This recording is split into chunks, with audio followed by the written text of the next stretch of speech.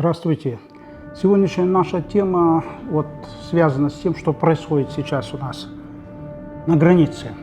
Почти каждый год у нас конфликты в приграничных селах. В большинстве случаев они происходят на юге. В данном случае сегодня сейчас это идет в Баткенской области. И каждый раз туда выезжал один генерал и решал эти проблемы. Успешно решал. Этого генерала зовут Курсан Асанов. Сейчас он выехать не может, потому что находится под арестом, снят с должности.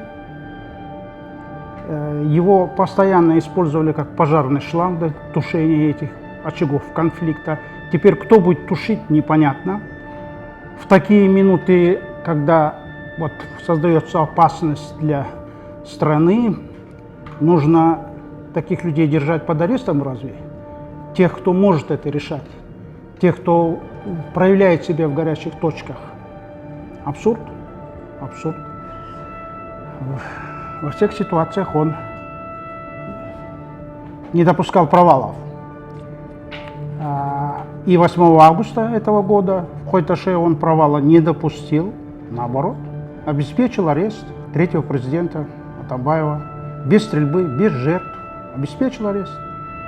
Страна ожидала, что за это его наградят орденом и назначат на должность министра внутренних дел. Вместо этого, как говорят славяне, ушат на голову. Формулировка утрата доверия и предательство интересов милиции. Странная логика, странная логика.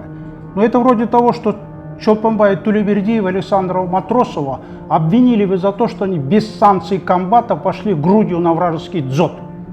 Как иначе сопоставить такое? Как иначе сопоставить то, что сделал этот генерал, и то, что сделали с ним? Вот вопрос. И сейчас он не сломался, он и сейчас противостоит тем силам, которые работают не на пользу страны, не на пользу государства. Арест генерала Асанова и реальный арест его за то, что он обезвредил поэтажского стрелка, это абсурд. Это абсолютный абсурд. В этот раз на место столкновения в Баткенской области выехал сам лично премьер-министр и заявил местным жителям о том, что впредь правительство будет назначать на кадровые посты только выходцев из мест, то есть местных кадров. Уроженцев Баткенской области получается. Странная логика, очень странная логика. По этой логике получается, что самого его надо отправить в Кошхорский район, он уроженец оттуда, он родом из Кошхора. Тогда будет больший эффект для государства.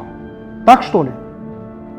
Речь-то идет не о том, чтобы назначать специалистов по географии, потому что есть такое понятие в политологии, оно так и называется месть географии. В данном случае это и происходит в пограничных зонах, когда вот эти все понятия, связанные с географией, были неправильно в свое время расставлены. И речь идет о том, что назначать не уроженцев Баткена, а профессионалов от государства. Вот о чем речь. И речь идет о профессионалах. О профессионалах.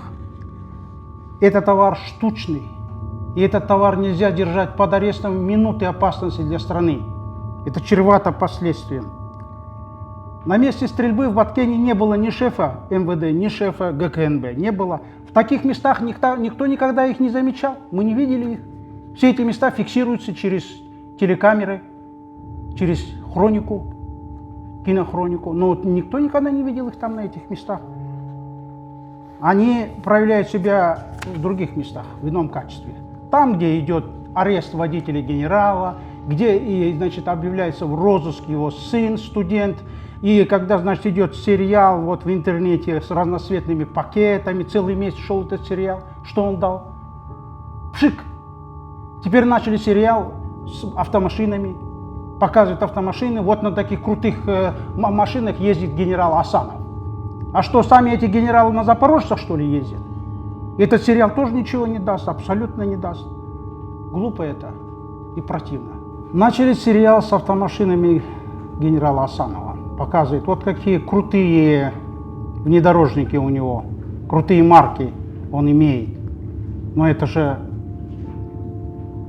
не из той оперы.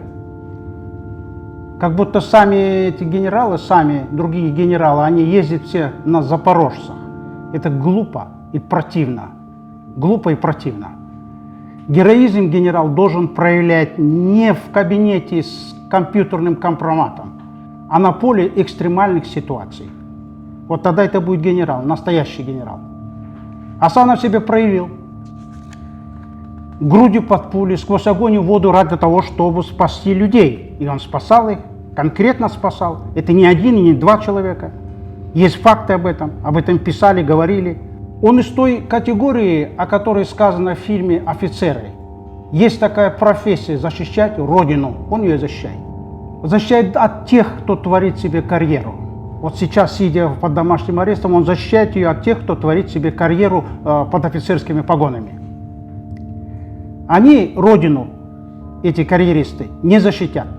Не защитят. Не умеют этого делать. Они ее растащат по частям в розовых пакетах. Конечно, досадно.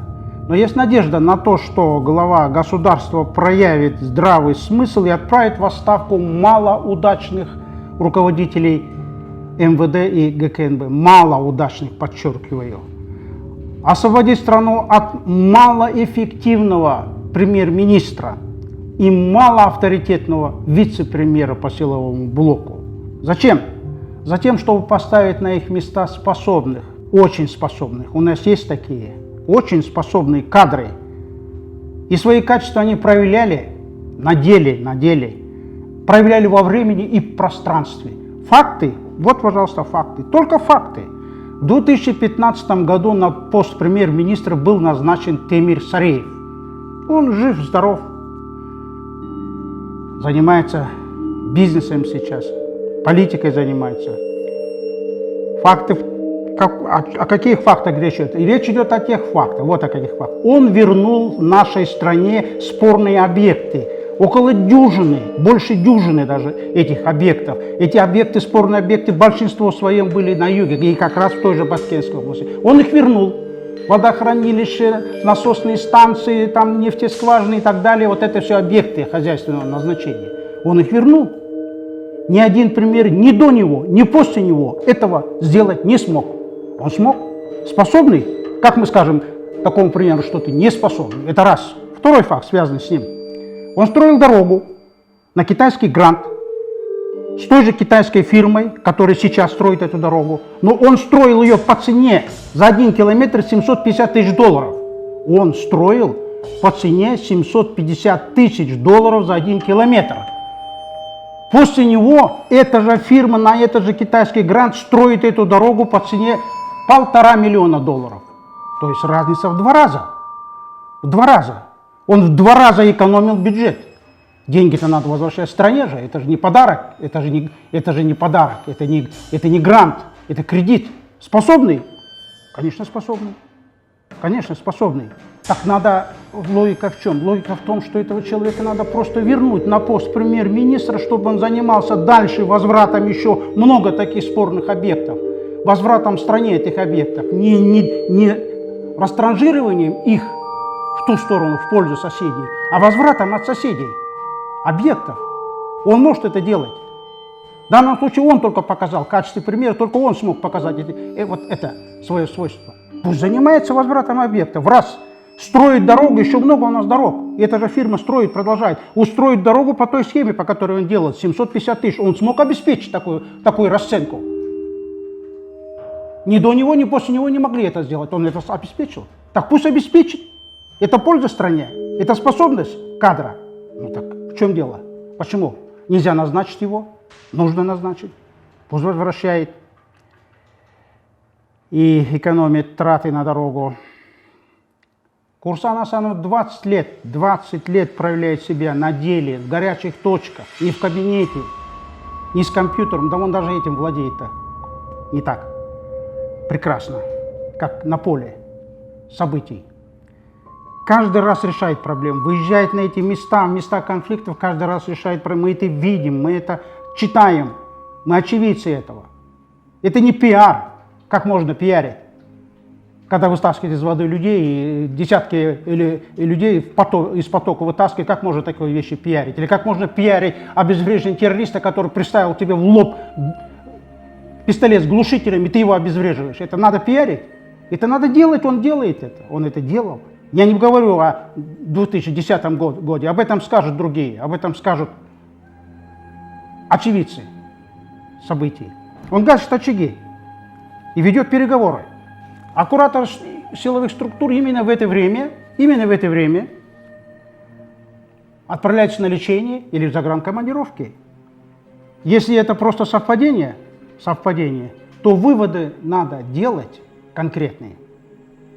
Выводы надо делать конкретные из этого.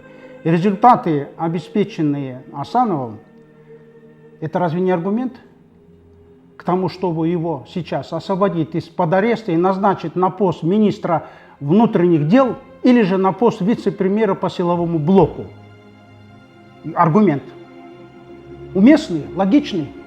Почему это не делается? Давайте концовку я зачитаю. Если такой вариант, о котором я говорил, не годится, то надо просто изложить перед народом мотивы, почему надо держать на постах тех, кто демонстрирует свою полную непригодность к решению проблем, экстренных проблем. И это они со всей очевидностью показали на предштурме Кайташа. При штурме Кайташа было уже показано, что они совершенно не способны решать проблему. И после того, как они это продемонстрировали, эту проблему решил Курсан Асанов. Это же факт, но я не знаю, как можно уходить от таких фактов, очевидных фактов, просто очевидных. И уходить в сторону каких-то одиозных предположений.